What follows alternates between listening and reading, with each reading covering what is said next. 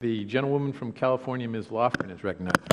Thank you, Mr. Chairman. This is a very helpful hearing, and I think all of us want to make sure that we nurture small businesses, whether they're on Main Street or whether they're an internet company. I met recently with a woman who lives in my district who had retired from the tech industry she worked for, and her early 20s son got cancer, and he didn't have any health insurance. She spent everything she had to save his life, and now she's running a little small business out of her living room. She thought she'd be retired. She used all her retirement to save her son's life. So I'm thinking of her and people like her that are running little businesses out of their living rooms to get by, and how is this going to impact them, as well as the empty storefronts, that I also worry about. But I'm mindful that I think the big box stores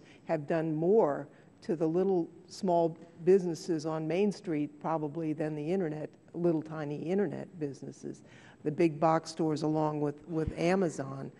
As I look through this, the page 14, Mr. Del Bianco, and page 16, Mr. Henchman, are very helpful because they're giving us things to think about if we're going to move forward on this. And you're right, I mean, maybe we don't have to do all of them, but here's one question I had, Mr. Henchman, on your suggestion that we establish a single tax return for all taxing jurisdictions.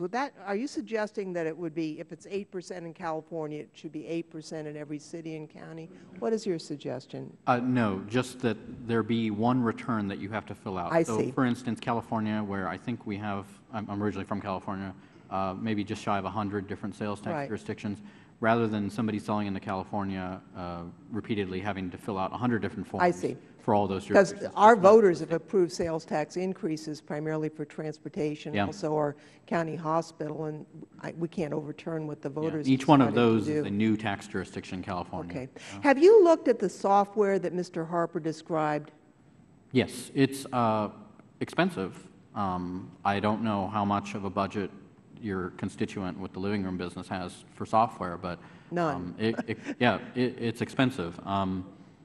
Now that may change as technology goes forward, but of course the simpler we make sales tax systems by setting federal standards, the cheaper that. Well, we could make that available for free. I mean, we could require the states to make that available for free. Right.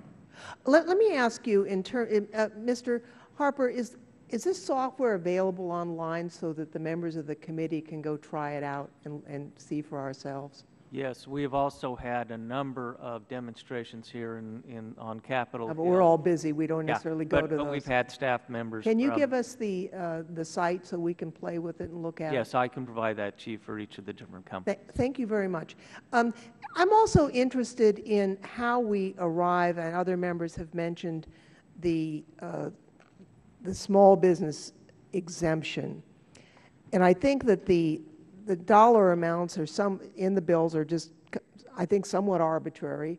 Why wouldn't we use what the Small Business Administration says, for example, or what the IRS says is a small business, instead of just these sort of arbitrary numbers?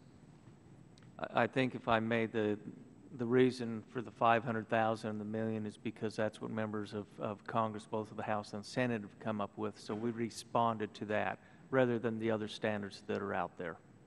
I guess if we're going to move forward on any of this, I would want to have some further examination of that, because it seems to me the SBA's whole reason for living, existence, is small businesses, and they've studied what's a small business in a particular type of field. We should be guided, I think, by that, or maybe the IRS, rather than, I'm not critical of my colleagues who've introduced these bills, but I think, as Mr. Connery said, these are starting points, not ending points, when a bill is introduced, and that maybe we should get some guidance from either the IRS or for the SBA on what in fact is a small business for the exemption. And I would just close that sometimes we think a solution is going to solve problems and it won't.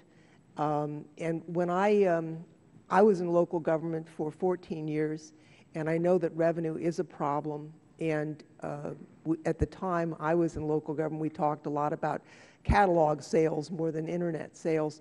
But, you know, when you buy something online, you have to pay postage. And if it's not a huge, I mean, a high dollar item, the postage is probably as much as the sales tax would be in a lot of these states. So to think that the sales tax application is somehow going to, you know, it's not just the sales tax, it's the availability of inventory in some cases.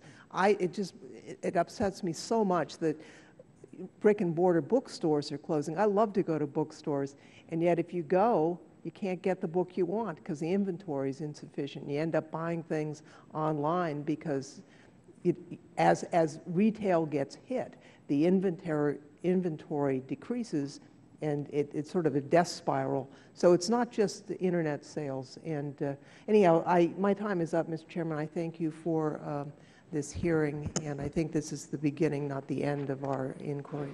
I thank the gentlewoman. It may not be the beginning of the end, but it may be the end of the beginning.